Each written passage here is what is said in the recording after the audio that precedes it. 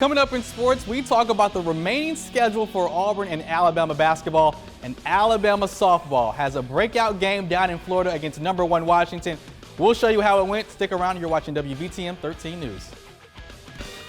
After last night's win against Alabama, the Auburn Tigers have now locked themselves in for a March Madness bid with the slate of wins the Tigers have had as of late. The Auburn Tigers currently tied for the first place spot in the SEC with LSU and Kentucky, but Auburn has beaten both, so they will get the nod if it comes down to a tie. However, with the loss of Isaac Okoro, this could be the Tigers' vulnerable spot with a 7-game stretch of SEC opponents left on the schedule, with number 12 Kentucky being one of those. Bruce Pearl did say Okoro did not tear his hamstring, but could miss some games. Auburn will travel to Mizzou on Saturday. Tip-off is 5 p.m. on ESPN2. Well, as for Alabama, despite losing a close one, they do move up in the net rankings from 40 to 39. The Crimson Tide are the new record holders for three-pointers made and attempts after shooting 22 of 59 from the arc against Auburn.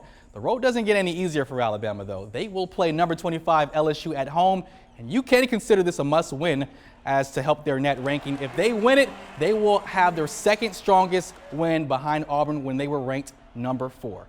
Well, the offseason for Alabama football has been fairly quiet for the Crimson Tide's coaching staff.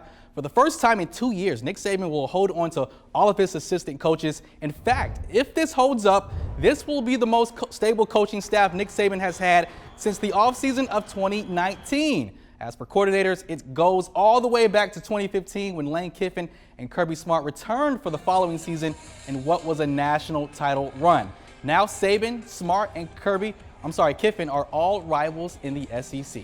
Well, the Houston Astros opened spring training today with the hopes of starting a clean slate and an attempt to apologize for their wrongdoings in their sign-stealing operation. Team leaders Alex Bregman and Jose Altuve addressed the media this morning. I also will be brief.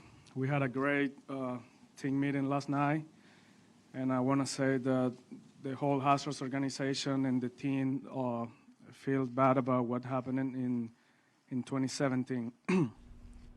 All right, and Astros owner Jim Crane also addressed the cheating and if it impacted the 2017 ALCS series with the Yankees, and he said the sign stealing did not impact the game. And of course, this made baseball fans furious all over social media.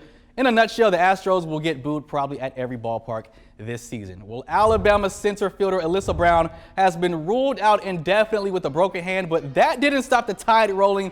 The #1 Washington Huskies, KB Sides, hits one deep left with runners on base, and 2 of those will come around home plate. Alabama rolls the Huskies 8-0 in the St. Pete Clearwater Invitational. Look at that. Congrats, girls. Well, that's a look at sports. More news coming up. You're watching WVTM 13.